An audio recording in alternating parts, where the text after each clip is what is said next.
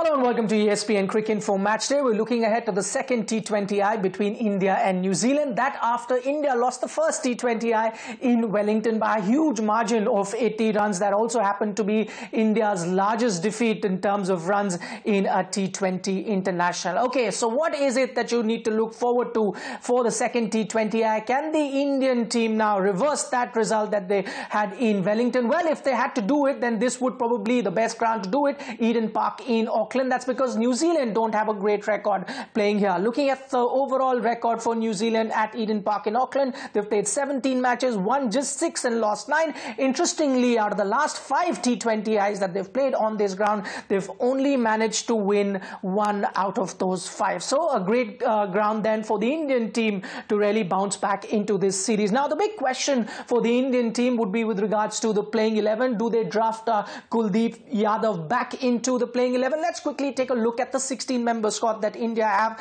at their disposal, and then let's see if Kuldeep Yadav can make his way through. Now, who does he replace? It could be either the fast bowler in Mohammad Khalil. In that case, India then can bring in another spinner in Kuldeep and have Hardik Pandya and Bhuvneshwar Kumar share the new ball. Now, that's one option they could go with, or then they could drop one batsman from the middle order between Vijay Shankar, Rishabh Pant, MS Dhoni or Dinesh Karthik and draft Kuldeep Yadav into play as that 5th bowler.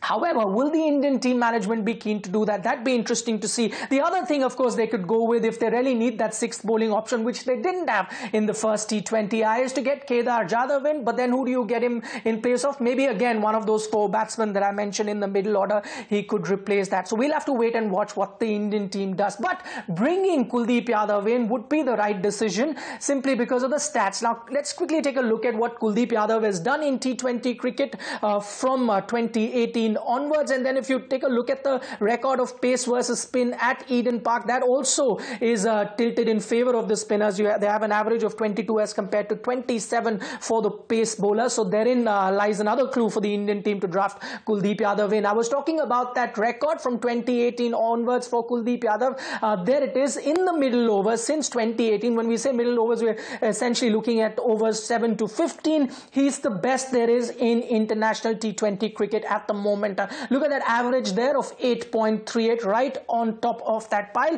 Interestingly, look at the economy rate at 4.95. Usually, anyone who gets you is bowling with an economy of roughly around 6 is considered gold dust in T20 cricket. Now this man has an economy of just 4.95, and that's outstanding for that wrist spinner from India.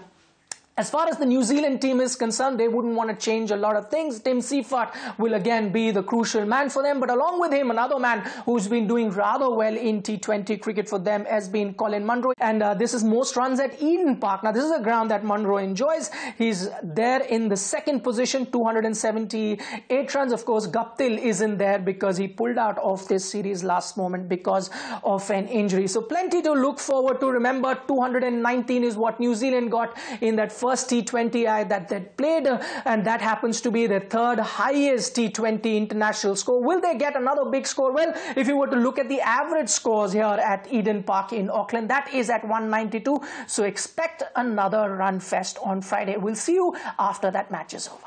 Don't forget to like, share, subscribe, and leave your comments in the comment section below. Click on the bell icon for notifications.